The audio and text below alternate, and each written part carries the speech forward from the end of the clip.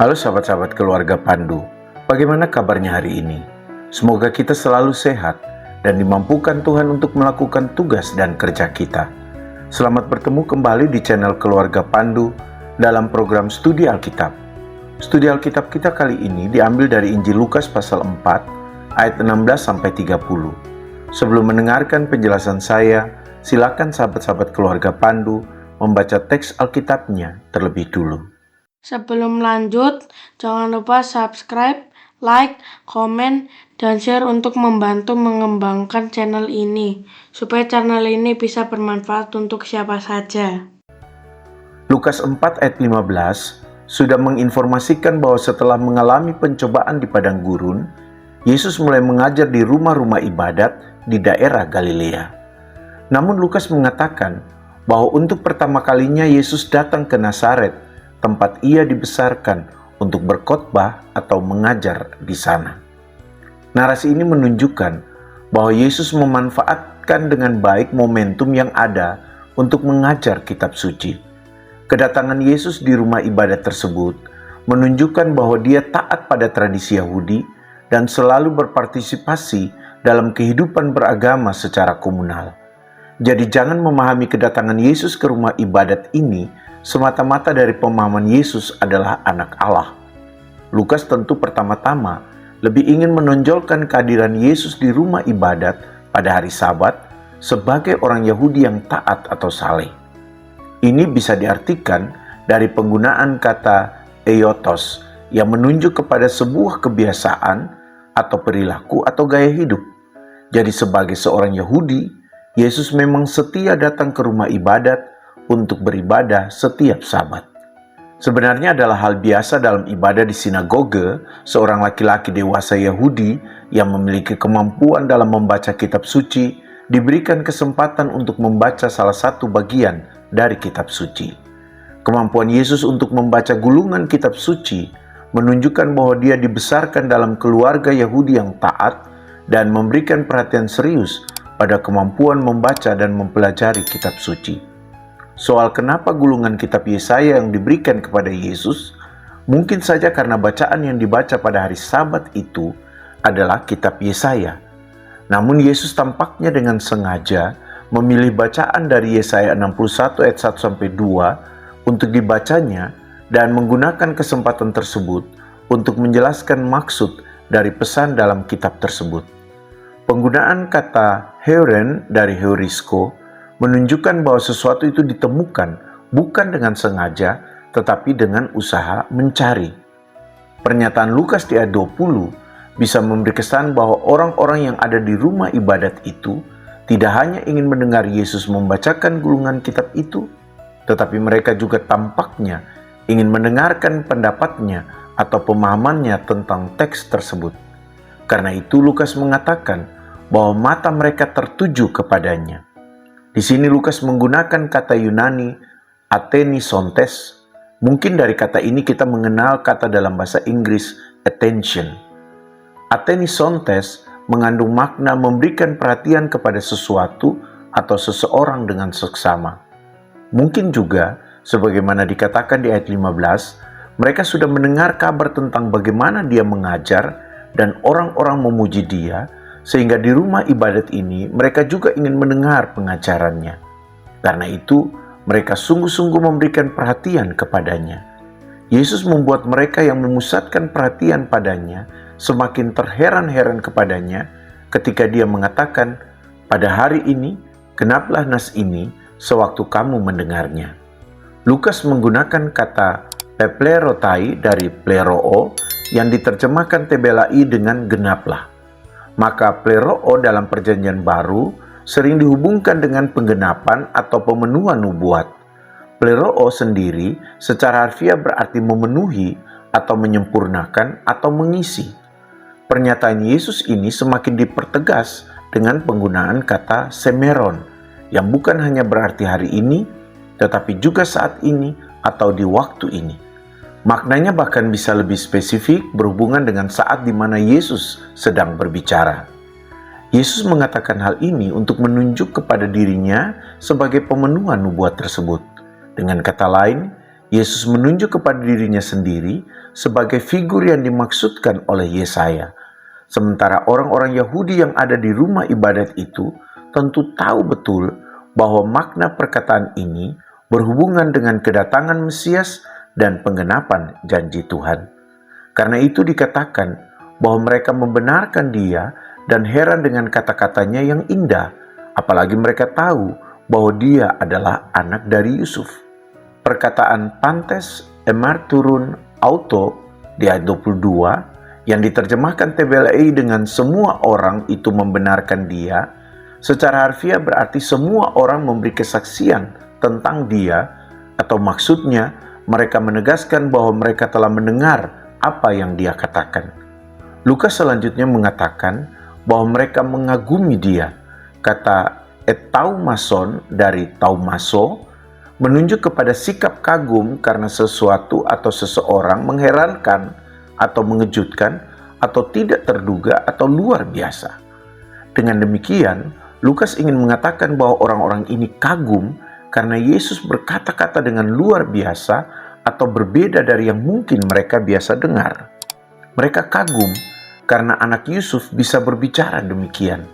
Karena itu di bagian akhir ayat 22, Lukas menambahkan bahwa mereka berkata, "Bukankah anak laki-laki ini adalah anak Yusuf?" Sebenarnya menurut Lukas, mereka kagum bukan karena kata-katanya indah, tetapi karena dari mulutnya keluar perkataan-perkataan kasih karunia. Logois tes charitos, tois ekporeu o menois ectus tomatos. Jadi sesungguhnya orang-orang itu kagum karena perkataan-perkataan Yesus yang penuh kasih karunia. Beberapa penafsir mengartikan bagian ini sebagai Yesus berbicara dengan baik dan bijaksana. Sampai di ayat 22 ini, tampaknya semua akan baik-baik saja terkait dengan sikap orang-orang di rumah ibadat kepada Yesus. Namun respons Yesus di ayat 23 sampai 27 kepada orang-orang yang mengatakan bukankah Dia anak Yusuf, membuat sikap orang-orang di rumah ibadat itu, sebagaimana dijelaskan Lukas di ayat 28 dan 29, menjadi negatif terhadap Yesus. Dari yang tadinya mengagumi Yesus, mereka berubah menjadi marah dan menghalau Dia keluar dari kota, bahkan ingin melempar Dia dari tebing. Beberapa penafsir mengatakan Yesus melihat sikap skeptis dalam diri orang-orang di rumah ibadat itu terhadap Yesus ketika mereka mengatakan, bukankah Dia anak Yusuf? Dengan mengedepankan identitas Yesus, mereka tampaknya enggan menerima keberadaan Yesus sebagai penggenapan nubuat Mesias. Pertanyaan mereka dengan mengedepankan identitas lahiriah Yesus menunjukkan bahwa mereka menolak otoritas ilahi dalam diri Yesus. Yesus membaca permusuhan yang tersirat dalam pertanyaan mereka.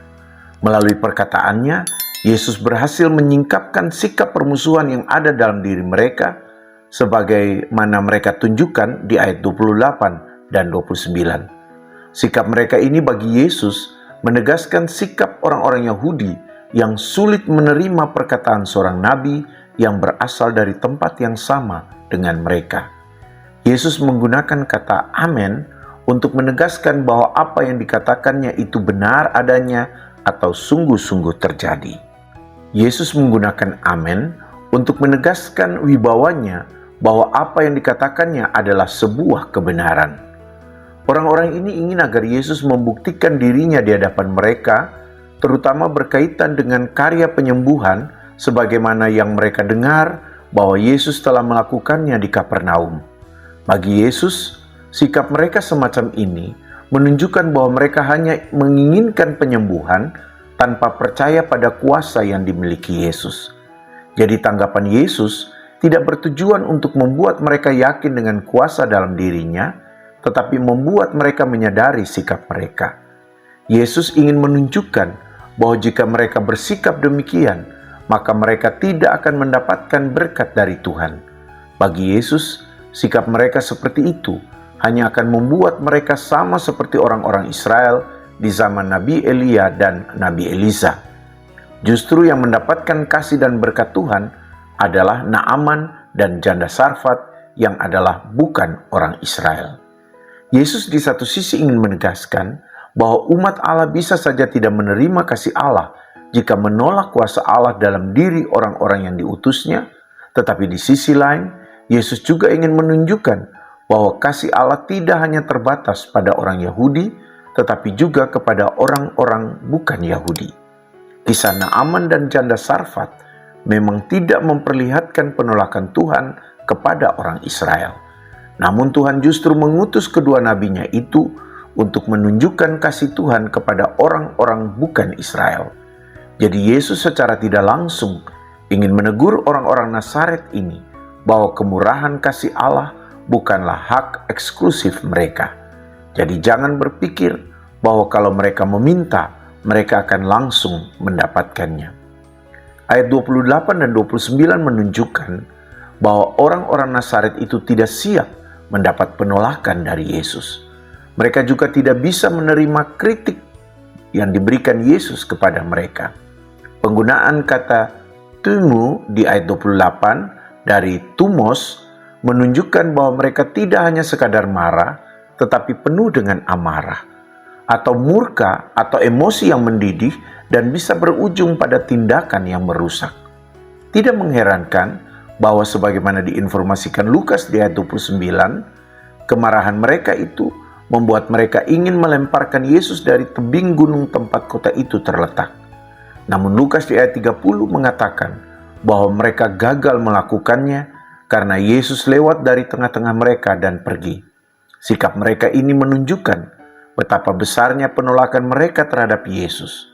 Orang-orang ini marah karena merasa harga diri mereka terluka, tetapi mereka tidak menyadari kesalahan yang mereka lakukan dan mengubah cara berpikir dan sikap mereka. Sebagai penutup dari studi Alkitab ini, saya ingin memberikan beberapa poin penting yang bisa diperhatikan ketika kita ingin mengkhotbahkan teks ini.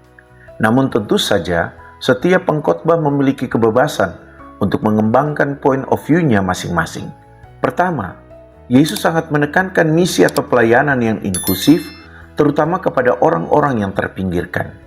Ini sangat terlihat pertama-tama dari pilihan Yesus terhadap teks Yesaya yang dibacanya.